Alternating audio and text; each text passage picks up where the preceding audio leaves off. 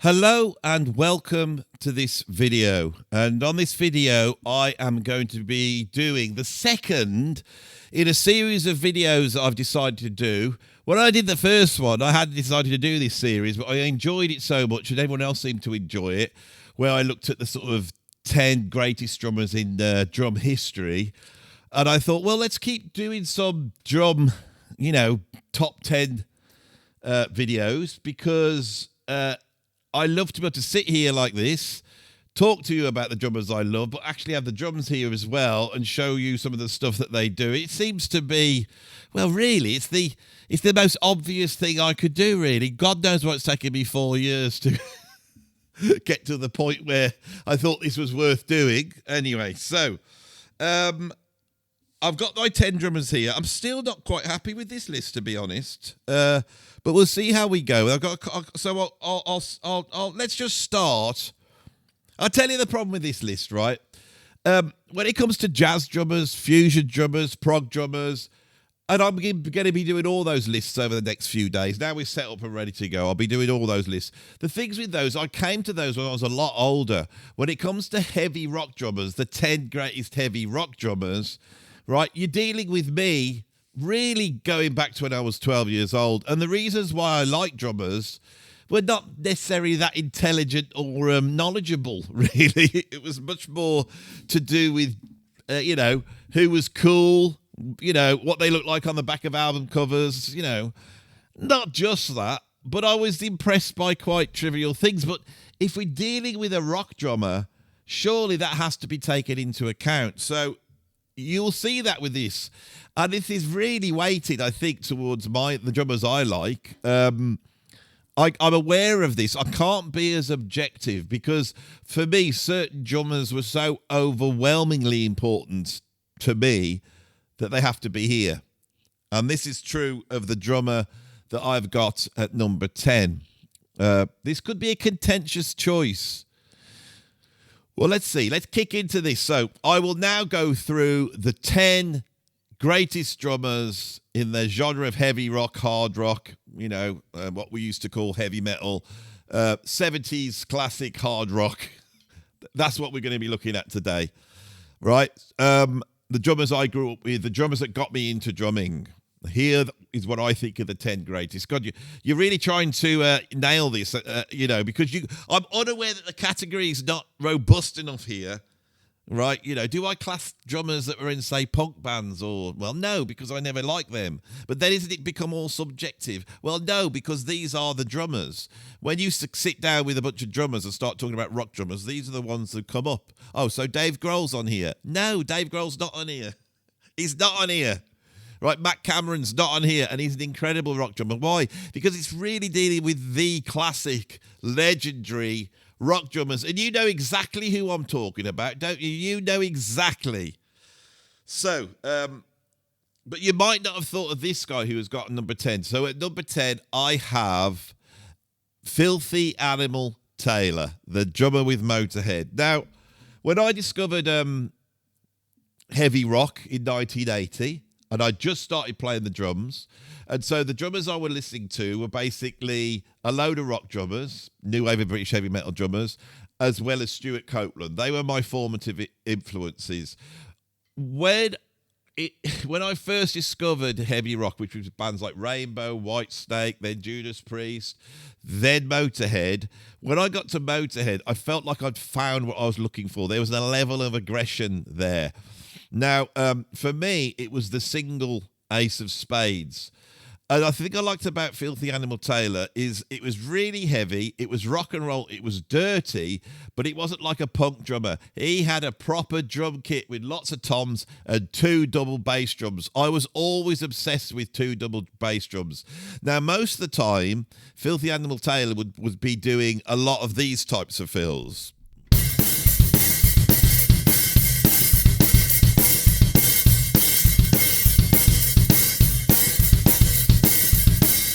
That sort of fast double time beat was the first beats I ever learned. All the beats I play now are sort of this half-time funky fusiony beats, but that's where I started. Now, for me, Filthy Animal Taylor seemed to be a part of that sort of anarchic Keith Moon tradition. He was called Filthy Animal, and he was actually quite a handsome guy, but he looked a bit Larry. They all did in Motorhead, you know, but he looked like the one that was probably be the most sort of insane.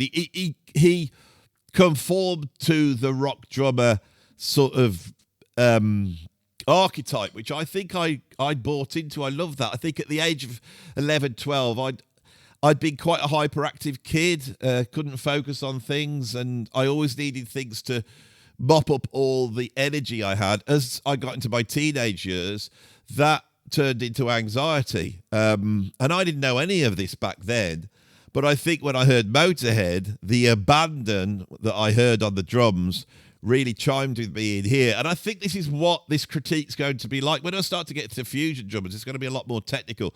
But this is what I loved about Motorhead, and this is what I loved about Filthy Animal Taylor. Now, the drum beat that just blew me away, and why I think he deserves to be on this list, is the drum beat that he plays on the track Overkill. And he utilises double bass drums on there. Now, this isn't the first time double bass drums had been used, obviously. What I call paddling, which is where you're going da, da, da, da, da, da, da, da, da, da, continually with the double bass drums, that wasn't done so much by people like Ginger Baker and other guys, you know, like, say, Bill Ward. They had double bass drum kits, but they didn't quite do that. The standout track, really, for me, in terms of double bass drumming, was Quadrant 4 by Billy Cobham. And he was doing a shuffle with the double bass drum, something like this.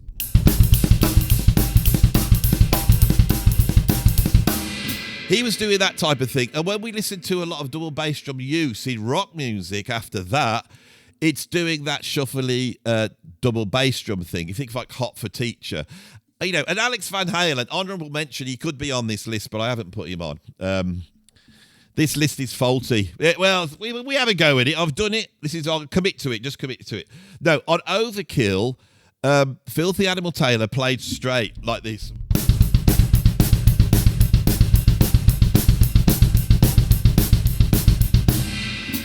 I loved that. Of course, back then, we weren't too sure how he was doing it. We didn't know whether he was playing that with a double bass drum. And I heard the record. It was like, is he doing that with one foot? And then there was also this snobbery that existed back then in rock drumming that if you were a rock drummer, heavy rock drummer, you should be able to do everything that they do with 2 feet. You should be able to do with one. And this is because a lot of the sort of classic rock drummers had come out of that Buddy Rich school, and they had that sort of right foot where they could go, let's see. That's just my right foot. So you can get a lot of speed out of 1 foot, but you can't do. There's no way you can do that with 1 foot. So I never got that, but there was this snobbery there around having to do everything with 1 foot. And a lot of the fast 1 foot drummers like Ian Paice and John Bonham, they were utilising a lot of tricks. We're going to get into this because the bass drum is very important in heavy rock. We'll see this as we carry on. So that's who I've got at number 10 anyway. Shall we move on to number 9? Now, I felt this guy had to be on, and I don't know what I'm going to say about him, but he is one of the great rock drummers, and this is, of course, from AC/DC, Phil Rudd. Now, Phil Rudd, this is where we get into drummers who are great, not because they're flashy, but because they're minimal. And then you start to see that there's an art form in being minimal. So a lot of the time, Phil Rudd is literally playing the most straight rock beat you can play, which will be this.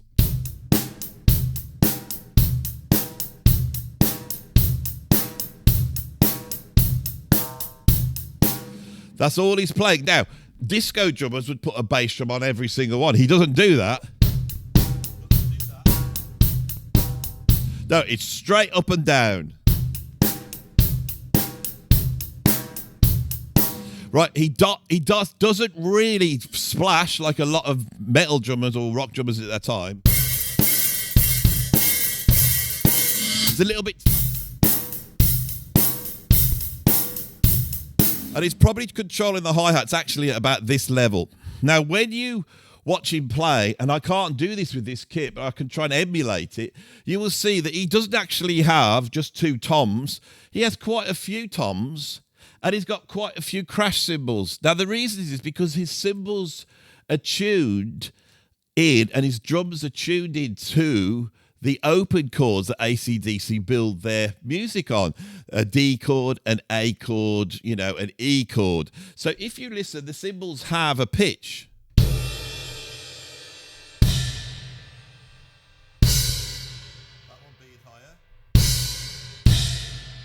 So AC/DC, I would often have crashes in, something like this.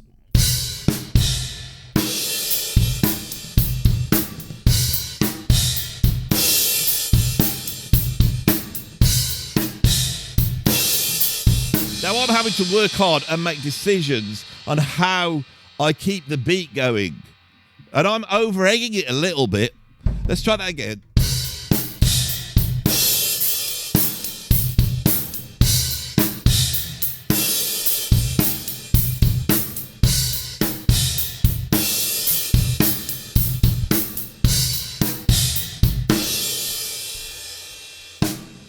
Now, here's something else where you see the genius of Phil Rudd. This hit here I just did at the end of that. So imagine you coming out of their bridge section and they do a stop, right? Any rock drummer would do this at this point.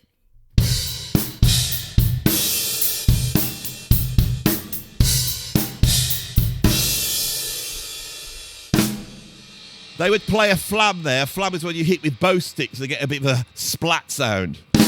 They may even put a bass drum in before that, so they might go. Or even more so, they might actually do it on the tom as well, so you get... So that's over-egging it.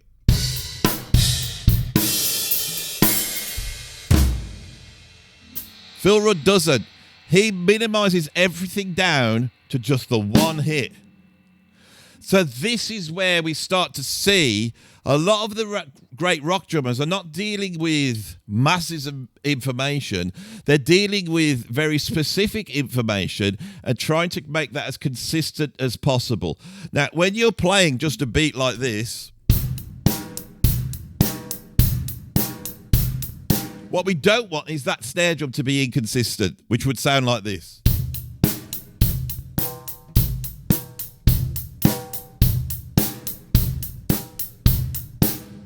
They've got to sound exactly the same.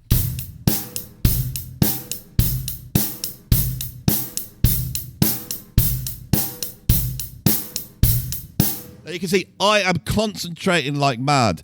Now there's all these stories with rock drummers that when Dave Grohl played on the first Foo Fighters album, and then they decided to go out and they needed a drummer to come and do the second album, no one could get the gig because Dave Grohl was sat there spotting the inconsistencies with the snare drum. Phil Rudd is the master of this, and I think he's there. Phil Rudd is the master of minimalism. Now, when I was a kid and I was playing the drums before I started to work professionally, I believe that every fill had to be as busy as possible.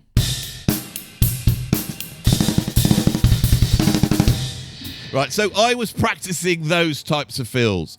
Then I started to do big gigs. When I got the gig with Robert Plant, suddenly I'm doing 20,000, then 30,000, and then 40,000 people. And you sat behind your little kit looking at a sea of people. And you start to realise that, all of that sounds like mush. All of that sounds like mush. And so you start to think much more in terms of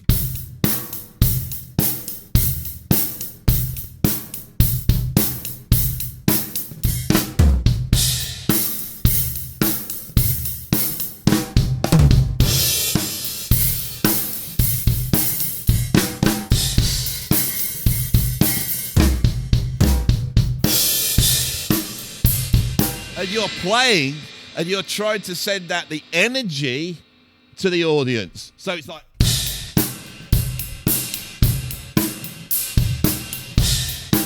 You're playing like that and you're selling it to the audience. And I think these are the skills that make rock drummers great and why they are equal to the virtuosities you see with jazz drummers. It's not that they play the same. It's different skills. Now, the guy that I'm going to put in at number 8, I did have Joey Kramer here. Now, Joey Kramer's the drummer with Aerosmith. I'll give him an honourable mention. I'm a huge fan of Joey Kramer from Aerosmith. I saw them live once, and a lot of the time he was playing like this.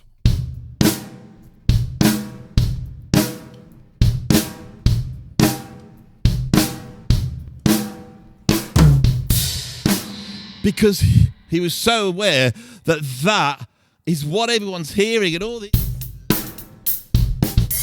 that does not matter. So he brought it a lot of the time like this. And even down to the snare drum.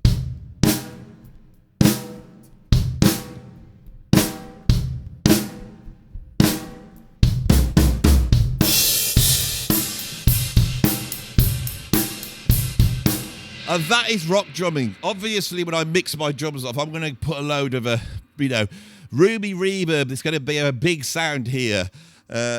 Obviously here, what I'm hearing is a very tight sort of fusiony drum sound, but you're hopefully hearing a big drum sound. So I decided to change number 8 at the last minute. So at number 8, I've got my first drum hero, which was Cozy Powell.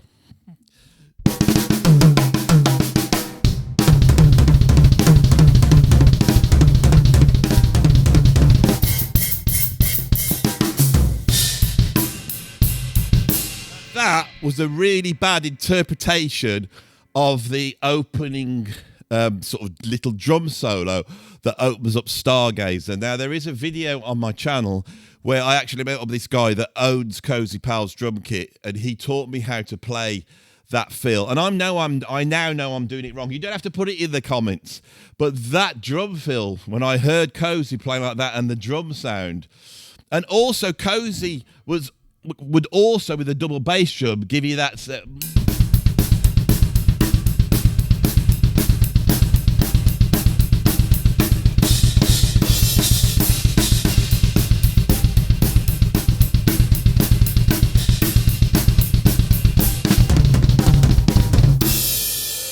was, I mean, now I'm older, I listen to Cozy and I think, well, he's only got about 4 fills. You know, but my God, they're good fills. So Cozy, he looked cool. He seemed to have a sort of almost like James Bond aspect. Plus, he had the studded wristbands. He had a massive silver drum kit, and he made albums that featured the drums. You know, a lot of this sort of thing. You know.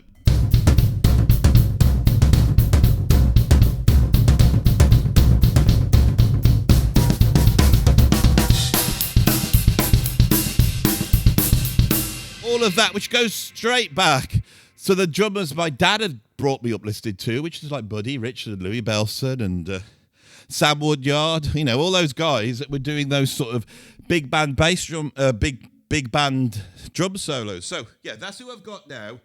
Let's have a look at this. That's who I've got at number 8. At number 7, I felt I had to put this guy on, Ginger Baker. Now. I know, because Ginger Baker, in his later years, seemed to be, well, to put it, you know, succinctly, a complete arsehole, right? He has a certain reputation. If you go back and search the drum clinics he was doing 20 years before he died, when he was a little bit younger, he seems perfectly reasonable back in those days, you know. But Ginger, really, I think Ginger is your archetypal prototype of the heavy rock drummer for me, right? He comes out of jazz drumming. He's got a lovely lilt and swing, which a lot of those early drummers did. So what is this lilt and swing that he has? Let's try and play that, shall we? So he would be going...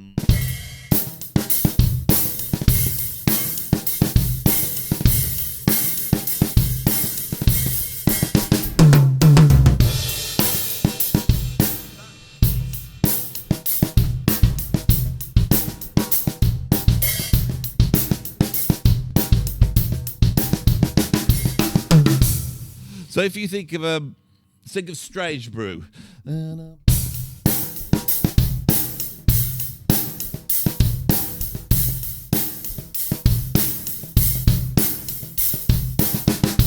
Now, Ginger had this lovely feel, and I love the way he plays. The hi-hats often really loose, right? I like the way you get that, the way he works around the toms. Now, there's an album that he did in the 1980s called Horses and Trees.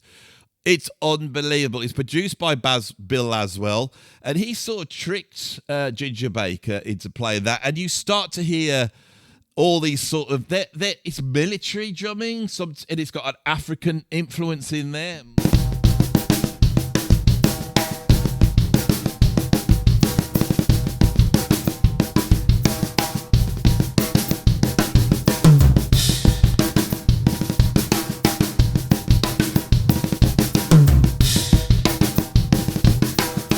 Stuff like that, absolutely incredible stuff.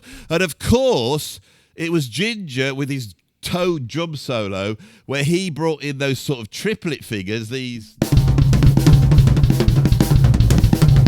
that became the staple of every rock drum solo. They originally, the first guy I've seen playing those is Buddy Rich.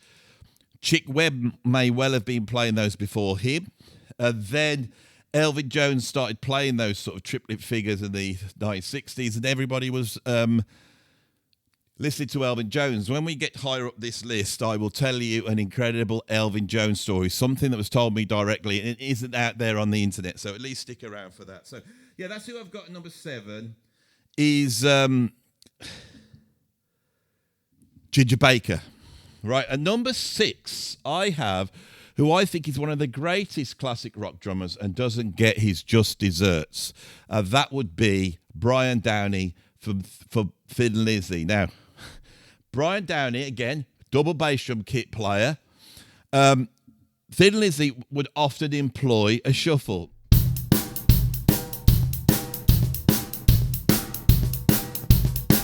And he would sometimes, if you think of Boys Are Back in Town, he would interject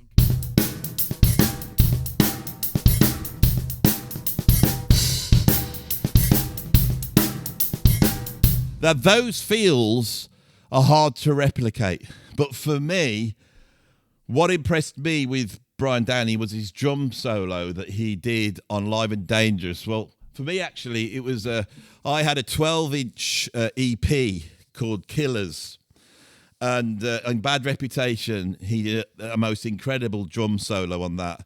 Now, that solo employed double bass drums, and he would be going...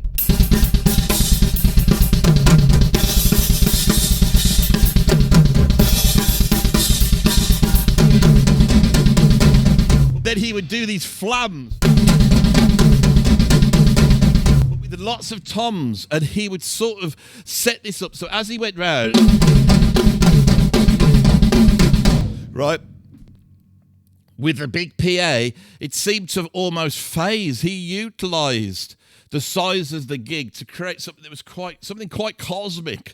So I always had a lot of time for Brian Downey. He had a lot of swing, rock solid shuffles, a brilliant drum sound. I think he's massively underrated. I don't know what more I could say about Brian Downey. Right, so Brian Downey was at number 6. We're at number 5 now. At number 5, I have the great Simon Kirke from Free.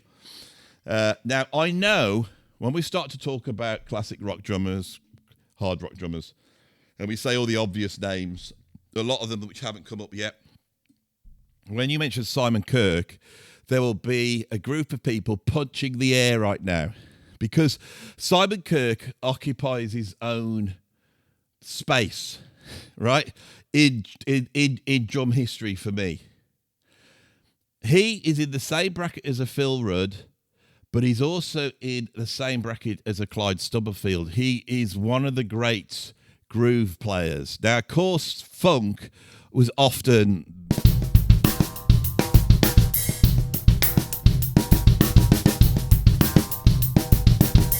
We get a lot of those sort of six...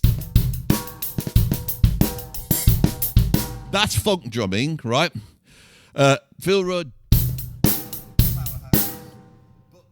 What you get with Simon Kirke, he's got his own feel. And I think what it is, it's all to do with the sparseness of his hi-hats. So he would go...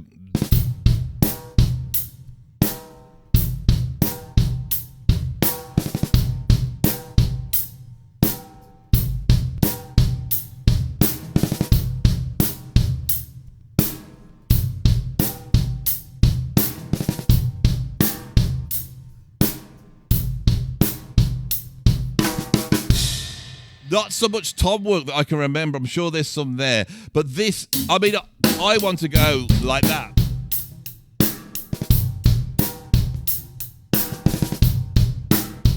I want to do that, but no.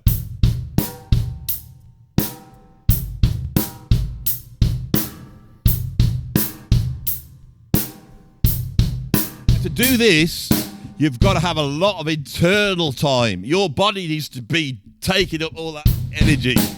Let's see if I just still it.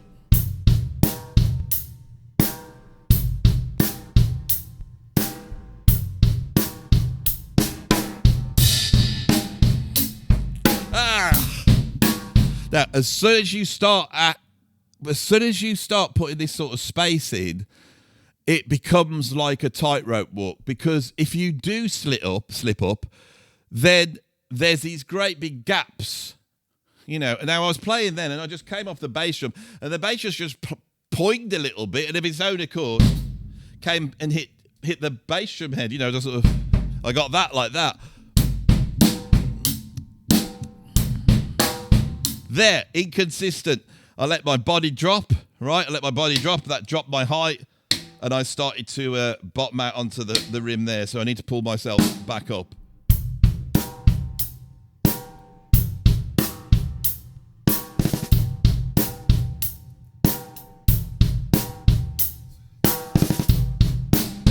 Now, a lot of rock drummers are rim shotting. A rim shot is when you hit the metal and the drum at the same time.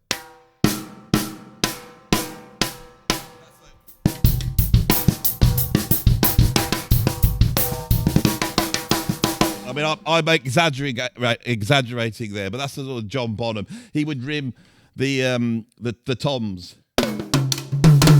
which I'd never do.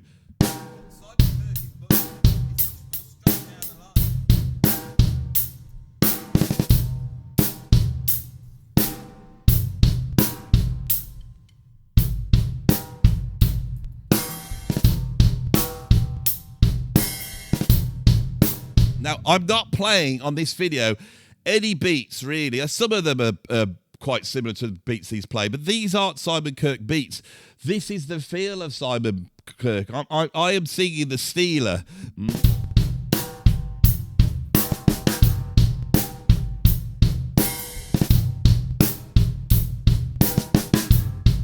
And that song has a very strong... So anyone else would be going... But he doesn't, he lets the band do that.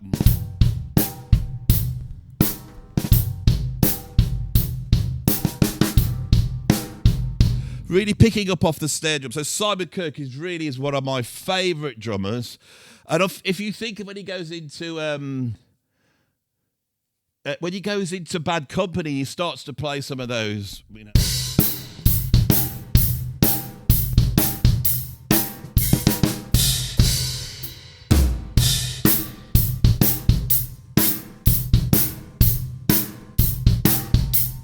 This type of feel, whereas I'd be going...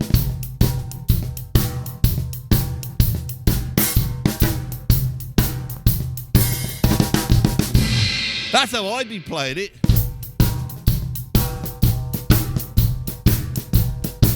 A bit of the old sort of Fred Bellow, you know, earthy. But no, Simon Kirke, you know...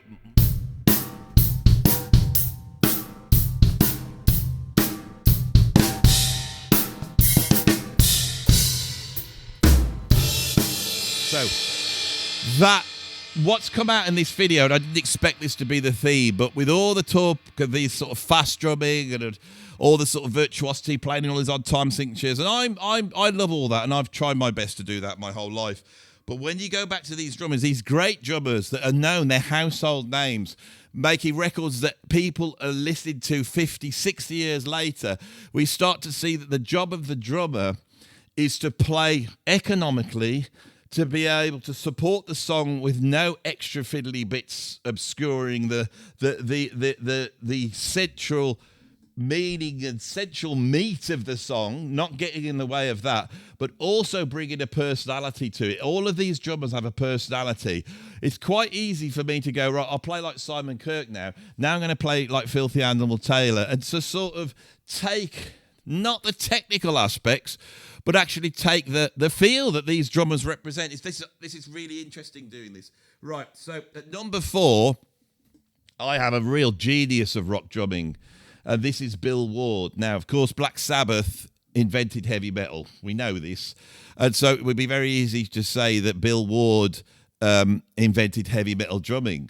But in the same way as Ozzy Osbourne isn't your archetypical heavy metal singer, Bill Ward is not your archetypical heavy metal drummer. Now, all the drummers that we're going to feature from 4-3-2-1 were heavy jazz influence, and they had a swing. These are the 4 classic rock drummers, really. They had a swing. And if you think of Fairies Wear Boots, where he's going...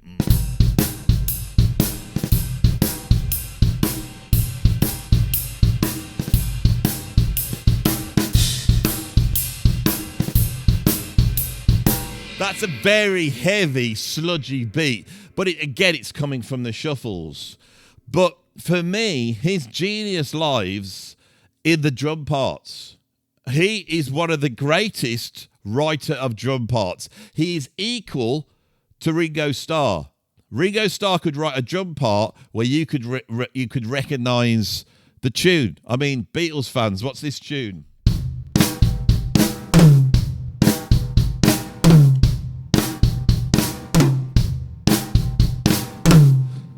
Not the hardest drum beat to play, but hard to come up with a signature drum beat like that that's not clever, but just that sells the tune. And why does it sell the tune? Because of the feels are a little bit off. Now, if we take a track like War Pigs, and we listen to what Bill Ward does on that, famously, he does this.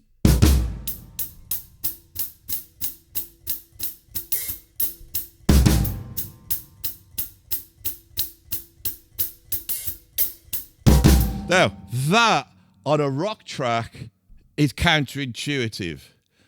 You know, it's so minimal, but because he's a jazz guy, he is feathering the hi-hats, you know.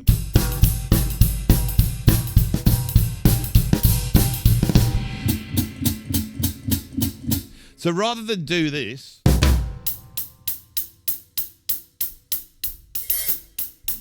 he feathers it at the same time.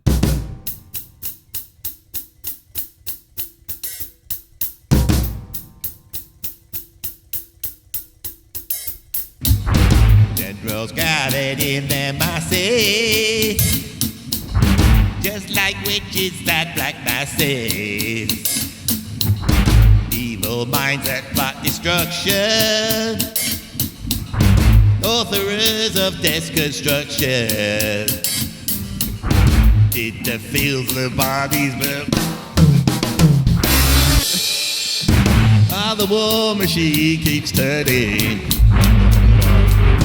Death and hate. But those punctuations are so strange. And they're so signature. And you have to play them if you play War Pigs. And then when the band kicks in, it goes...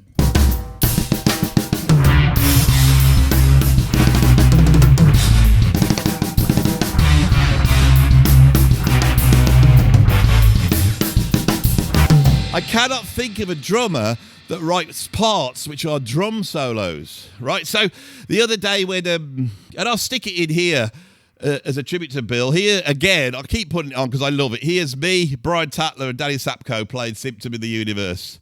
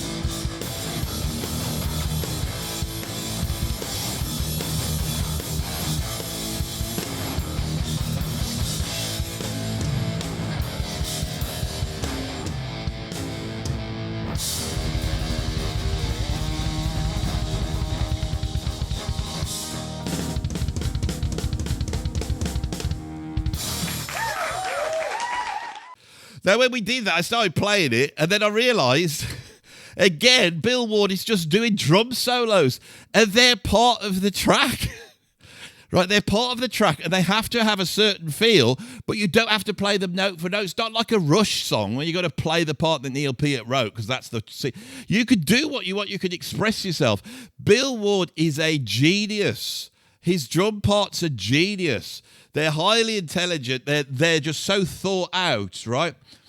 By the time they got to Black Sabbath Volume 4, Bill said that they were consuming such a huge amount of drugs at that point, and they were getting him to do more and more complex stuff. And when I read this as a kid, I thought, yeah, because Bill was not very good, is he? I don't know why I thought this. I always saw him as second tier to the big drummers, you know, Ian Paice and John Bonham and all that. But no, as I've got older, I've realised how great he was.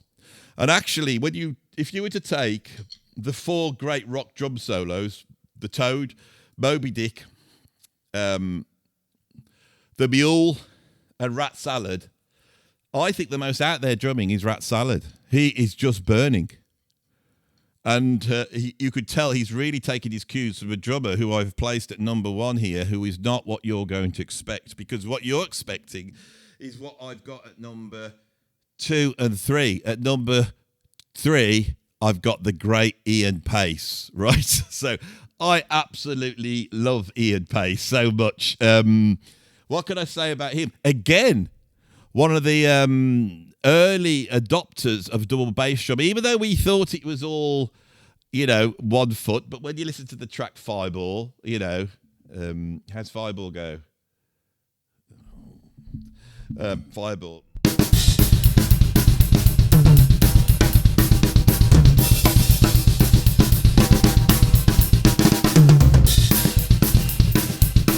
You know, and I think it goes for the single foot.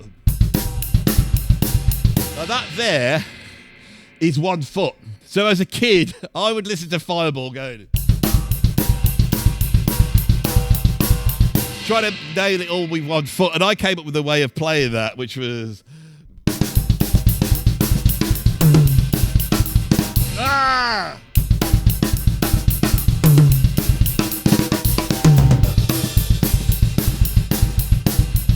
Just with the 1 foot. I mean, that's how I got a fast foot.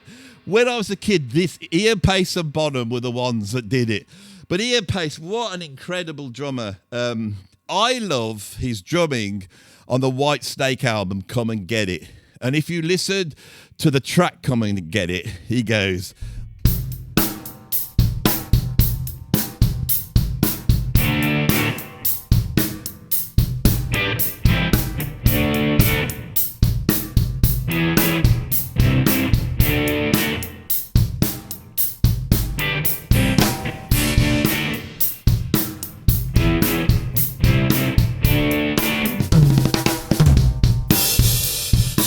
Well, what sort of feels do you get? A lot of very soulful.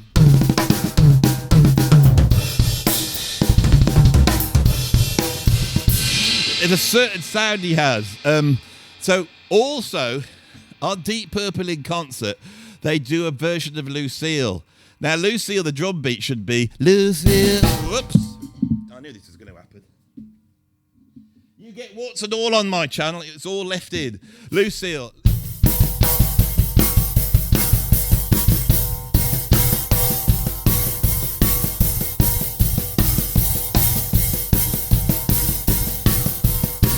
But he does it like this. Lose. Now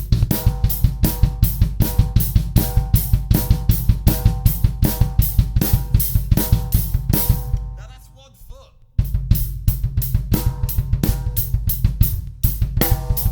It's hard. So that Ian Paice, but he had a certain feel. He had a swing, strange kind of woman.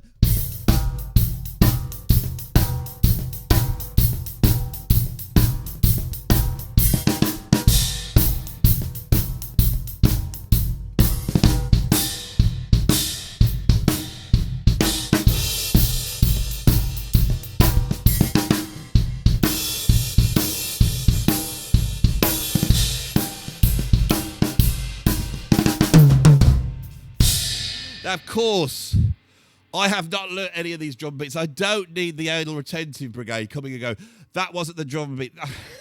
I've tried to get something across to you that, for me at least, I took what I needed from these drummers.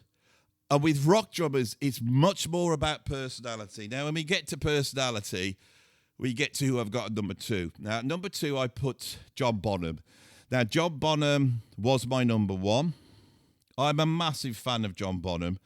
And I think there's so much signature stuff that he would do as a drummer. There's a lot spoken about the sort of triplet sort of things. So if we think of a drum beat like Good Times, Bad Times, I hope I can pull this off. I haven't rehearsed this or thought about this. I've just sat down and you're watching a drummer just chatting. So I might not be able to do this. It's pretty fast.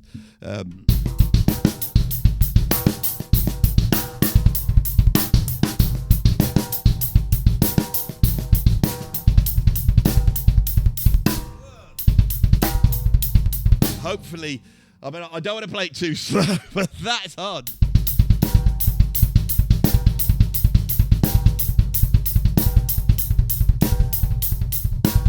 So they're the John Bonham bass drum triplets, right? There's a lot of that with him. If you think of Bonzo's Montreux, I love that.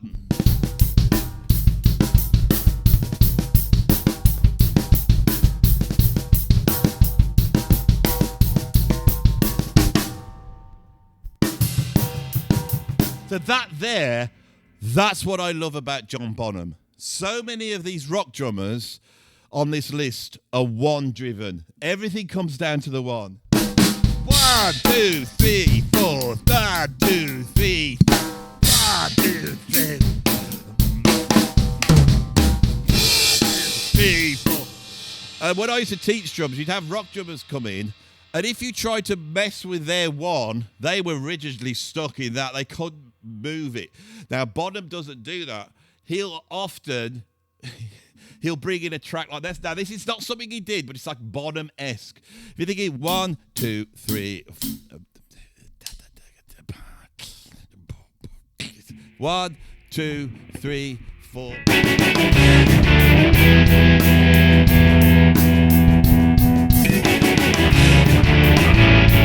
And he would listen. His relationship with Jimmy Page was a match made in heaven, because Jimmy Page was such a great riff meister, but he would also do that. You know, the riffs would be coming out. They were strident, and he often would not be relying on the sort of chugginess that you would hear with Black Sabbath. They were syncopated and pushed, a little bit like a soul brass section.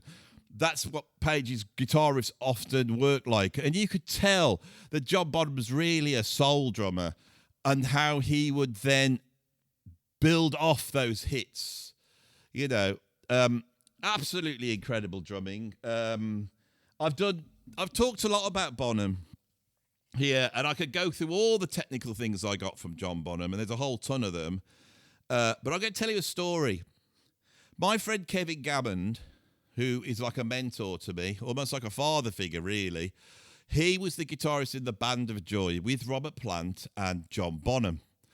And they went down to London and they recorded a bunch of records. They did, I think, a version of Morning Dew, a whole bunch of stuff. And these are the records that have now resurfaced on Robert Plant's 66 to Timbuktu sort of box set. Those Band of Joy tracks are on there with a very young John Bonham, you know, in the studio for the first time. One of the first times we ever hear. So these are legendary recordings, and I know them well. Now, Kevin said to me, they did the session and they went out to get some cigarettes or something, I don't know. So they're going out to the shop and they're walking down past the entrance to Ronnie Scott's. And lo and behold, who was outside but Elvin Jones, the drummer with the John Coltrane Quartet, right? Now, this is at the point, this would have been 66, 67 maybe. So this is around about the time that John Coltrane's died. It may have been 68. There's Elvin Jones at that point in time. And Kevin said he was stood there with red velvet trousers on. And he said John Bonham saw Elvin and went, oh my God, that's Elvin Jones, and was too shy He was too in awe to go up and even introduce himself or say hello or anything like that. Now, for me, the knowledge that at a certain point in human history, you had a street with John Bonham and Elvin Jones stood together, and Elvin Jones had no idea who John Bonham was. John Bonham was not known at all and was staring at Elvin in absolute adoration. I find that quite moving, and I know that story is not out there. I may have told it somewhere else on the channel, but anyway, that did happen. So Elvin was a big influence on John Bonham, and so a lot of people would, back in the day, especially people like Ginger Baker, would say Bonham couldn't swing. It's absolutely not the case. He could swing, but like all the drummers on this list, his swing was his individual way of swinging. But my God, could he swing. So I can't pay tribute to the guy enough, but I haven't got him at number one. The guy I'm placing number one, the greatest hard rock, heavy rock drummer, greatest rock drummer of all time, I would say he's not a rock drummer. I would say that this guy is an out-and-out jazz drummer and played like a jazz drummer. But in doing so, he rewrites the book on what we expect a rock drummer to do. This is the drummer Mitch Mitchell from the Jimi Hendrix Experience. Recently, I decided to pick up the essential Jimi Hendrix albums and stick them in the car and start listening through. So I was listening to Are You Experienced, Axis Bold's Love, Electric Ladyland, Band of Gypsies, and then the box set that came out, which represents the last album that Jimmy was trying to put out. So I've been listening to these, and they're all incredible, except for Band of Gypsies, when he's got Billy Cox on bass and Buddy Miles on drums, another incredible drummer. But the latter recordings, he brings Mitch Mitchell back in. And there is a magic again between Mitch Mitchell and Jimi Hendrix. Now, Mitch Mitchell is incredibly exploratory, right? Incredibly exploratory. And we could hear that influence is in Bonham. We could hear that Elvin Jones influence is coming through all those rock drummers, but especially Bill Ward. When Black Sabbath did their final gig and they started to just jam on stage, bass, guitar, drums, I was listening to it thinking, oh my God, it's just Cream. This is Cream. And I think that Bill Ward's incredible gift to rock drumming is actually rooted back in Hendrix.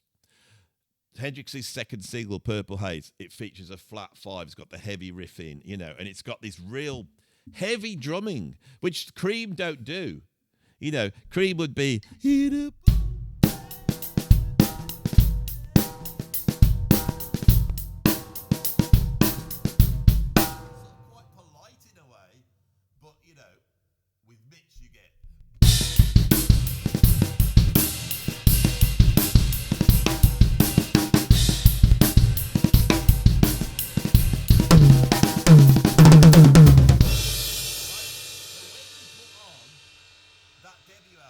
Now, that debut album, I am again going back to my 10 greatest albums ever made list. I keep working on it, and I tell you why. Because of Are You Experienced, I put it back on again, and I was like, my God, this is really one of the greatest albums ever made. And you sort of take it for granted. You thought, oh yeah, it's got Foxy Lady on it, and then it's got Manic Depression on it, and then it's got, Red House on it, and then it's got Purple Haze on it. This is all like the greatest music ever made, one after the other, and everything is pushing the envelope. And I put it on, and that Manic Depression beat,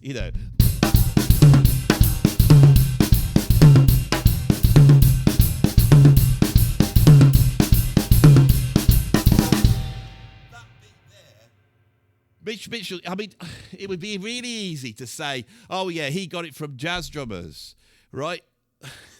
But the fact is, Mitch was a monster jazz drummer. He wasn't just a jazz drummer. He was a monster jazz drummer. And what he's doing, for me, is equal to the Tony Williams and Elvin Jones of this world. He was burning, right?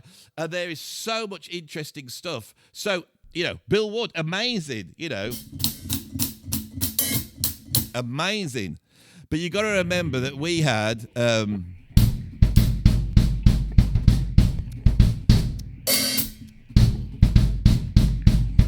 he doesn't do that. He goes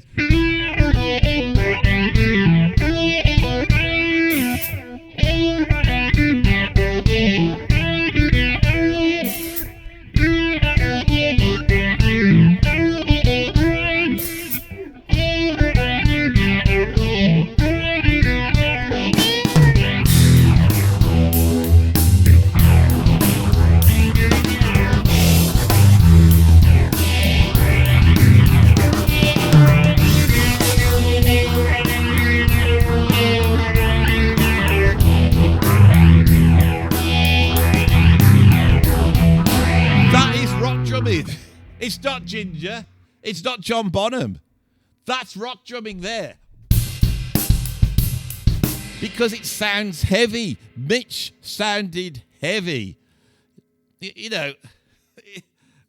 So, I was just going to do the machine gun drum beat. I was going to go, what about this one?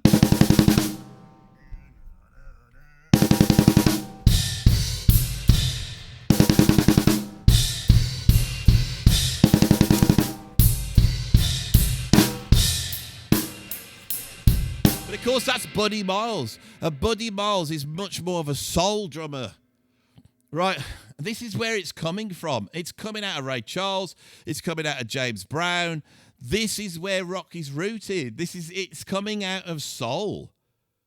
It's interesting. It's coming out of soul and rhythm and blues. And the injection, the X factor that you had in London was the preponderance of jazz drummers. There was other guys around like Ainsley Dunbar, another absolutely incredible rock drummer. Played on White Snakes 1987, another jazz guy. John Heisman, another jazz guy. These are proper jazz drummers, really great jazz drummers. So what I'm going to do to finish this off is I'm going to try to do, and I'm really not warmed up and it's early in the morning, but shall I try and do a rock drum solo? Okay, let's see if I can do a rock drum solo. With that, I will sign off. So see some of the stuff I'm doing here. This is not about chops. It's about something else. Right, so this would be my rock drum solo.